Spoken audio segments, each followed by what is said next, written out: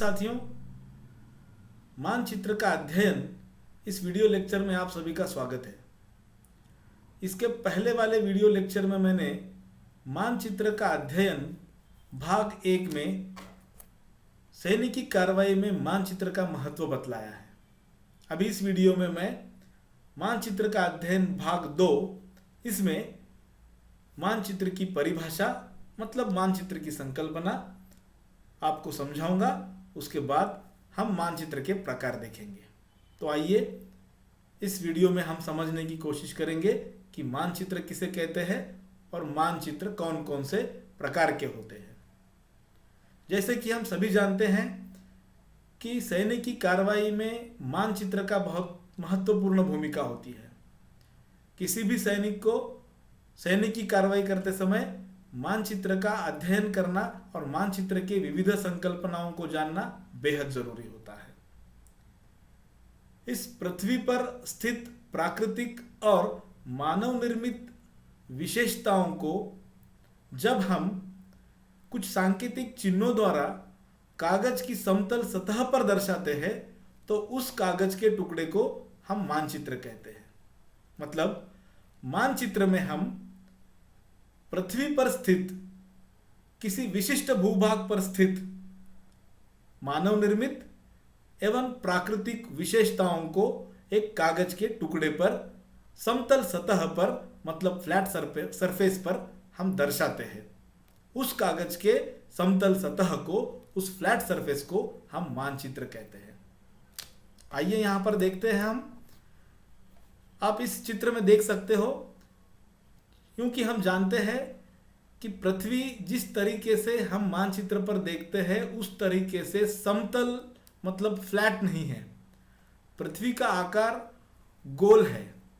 मतलब पृथ्वी यह 3 dimensional figure है, उसका आकार गोल है और उस गोलाकृत पृथ्वी को हम कागज की समतल सतह पर जब दर्शाते हैं तो उसे हम मानचित्र कहते हैं, नक्शा कहते हैं। आप स्क्रीन पर देख रहे हो, इस पूरे गोल पृथ्वी को जब हम यहाँ पर इस फ्लैट सरफेस या फ्लैट पेपर पर जब हम दर्शाते हैं तभी में इसे हम वर्ल्ड मैप कहते हैं। इस वर्ल्ड मैप में हमने पूरी पृथ्वी को यहाँ पर एक सतह पर, एक पेपर पर दर्शाया है। उसी तरह से किसी विशिष्ट भूभाग को, उस विशिष्ट भूभाग के कुछ विशेषताओं को हम जब कागज के टुकड़े पर दर्शाते हैं उसे भी हम मैप कहते हैं। मान लीजिएगा भारत का नक्शा है तो भारत का भूभाग और उसकी विशेषताएं हम वहां पर बताने की कोशिश करते हैं। किसी राज्य का नक्शा होगा, किसी जिले का नक्शा होगा, किसी तहसील का नक्शा होगा या कोई भी नक्शा हो, कोई भी पृथ्वी के विशिष्ट भूभाग को हम उस नक्शे के मदद से दर्शाने की कोशिश करते हैं। तो इस तरह से आपको मानचित्र का जो मतलब है, मतलब मानचित्र का मतलब हम यहाँ पे समझ सकते हैं। अभी हम देखेंगे मानचित्र के प्रकार कौन कौन से हैं। मानचित्र के प्रकार जो पढ़ते हैं वो मानचित्र किस उद्देश्य से बनाया गया है इस पर मानचित्र के प्रकार निर्भर होते हैं। मतलब भिन्न भिन्न उद्देश्यों के लिए भिन्न भिन्न प्रकार के मानचित्र बनाए जाते हैं। किस उद्देश्य को मद्देनजर रखते हुए मानचित्र बनाया गया है इस पर मानचित्र का प्रकार निर्भर होता है। तो आइए हम देखते हैं कि मानचित्र के उद्देश्य पर मानचित्र के प्रकार किस प्रकार से निर्भर होते हैं। यहाँ पर हम स्क्रीन पर देखेंगे, पहला जो मानचित्र का प्रकार है उस पहले प्रकार को हम कहते हैं राजनीतिक मानचित्र, पॉलिटिकल मैप। यहाँ पर आप देख सकते हो, इस मैप पर यहाँ मानचित्र का शीर्षक है, यहाँ पर दिखलाई पड़ रहा है आपको पॉलिटिकल मैप ऑफ इंडिया। मतलब यह मानचित्र राजनीतिक उद्देश्य से बनाया गया है। आगे के हम मानचित्र में देखेंगे, यह जो मानचित्र आपको दिखलाई पड़ रहा है यह मानचित्र राजनीतिक मानचित्र है। मतलब इस मानचित्र में भारत यह देश दर्शाया गया है। भारत देश में मौजूदा सभी राज्यों को दर्शाया गया है। भारत की राजधानी दर्शाई गई है। भारत देश में स्थित सभी राज्यों को दर्शाया गया है। उन राज्यों के राजधानी को दर्शाया गया है।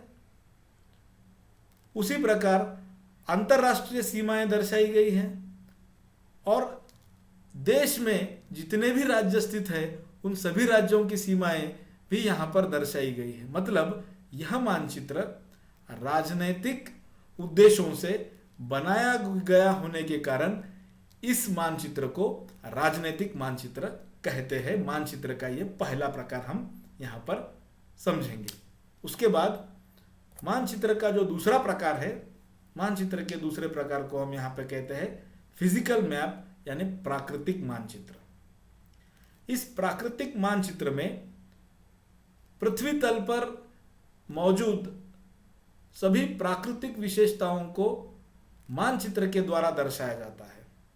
प्राकृतिक विशेषताएं मतलब पहाड़ी कहाँ पर है, नदियाँ कहाँ पर है, ऊंची चोटियाँ कहाँ पर है, यह जो भी प्राकृतिक विशेषताएं हैं, यह सभी प्राकृतिक विशेषताएं जब मानचित्र पर दर्शाए जाते हैं तो उसे हम प्राकृतिक मानचित्र कहते हैं। उदाहरण के तौर पर आप स्क्रीन पर देख रहे हो, यह एक भारत का प्राकृतिक मानचित्र है जिसे हम अंग्रेजी में फिजिकल मैप कहते हैं। इसमें आप देख सकते हो कि यहाँ पर हिमालय की जो चोटी है यहाँ पर दर्शाया गया है। उसके बाद जो नदियाँ इस भारत देश में स्थित है उन नदियों को इस नीले रेखाओं के द्वारा दर्शाया गया है। जो भी इस देश में ऊंचे पहाड़ी वाले जो जगह है उन पहाड़ी वाले जगहों को यहाँ पर इस त्रिकोण, छोटे से त्रिकोण आकार के माध्यम से यहाँ पर दर्शाया गया है। इस प्रकार से पृथ्वी तल पर, पृथ्वी पर किसी भी विशिष्ट भूभाग पर स्थित प्राकृतिक विशेषताओं को जब हम एक कागज की समतल सतह पर दर्शाते हैं तो उसे हम प्राकृतिक मानचित्र कहते हैं। उसके बाद अब हम मानचित्र का तीसरा प्रकार देखेंगे जिसे कि हम ऐतिहासिक मानचित्र कहते हैं।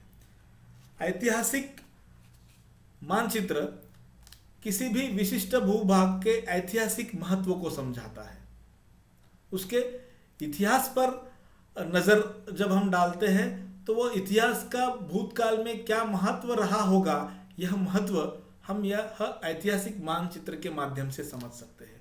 जैसे कि आप यहाँ पर स्क्रीन पर देख रहे हो, ब्रिटिश इंडिया 1860, मतलब 1860 में भारत की स्थिति किस प्रकार से थी ब्रिटिश राज्य में, यह इस नक्शे के माध्यम से हम समझ सकते हैं। यहाँ पर हम समझ सकते हैं कि आज का जो बांग्लादेश है वह भारत का हिस्सा हुआ करता था, आज का जो पाकिस्तान है वह भी भारत का हिस्सा हुआ करता था। प्रिंसली ब्रिटिश प्रोविंसेस मतलब ब्रिटिशों के जो इलाके थे वो इलाके यहाँ पर दर्शाए गए हैं। उसके अलावा प्रिंसली स्टेट्स मतलब भारत के जो राज्य रजवाड़े थे जिनका राज्य था उनके भी राज्य यहाँ पर दर्शाए गए हैं। इस तरीके से भारत 1860 में मतलब अंग्रेजों के ज़माने में किस तरह से भारत का नक्शा हुआ करता था यह हम ऐतिहासिक नक्शों के माध्यम से जान सकते हैं।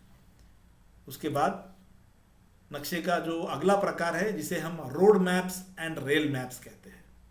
रोड मैप्स का मतलब एक विशिष्ट भूभाग पर स्थित जो कोई भी इलाके हैं उन इलाकों तक पहुंचने के लिए कौन कौन से मौजूदा रास्ते यहाँ पर तय किए हुए हैं, कौन कौन से मौजूदा रास्ते यहाँ पर हमें मिलते हैं, यह हम रोड मैप्स पर देख सकते हैं।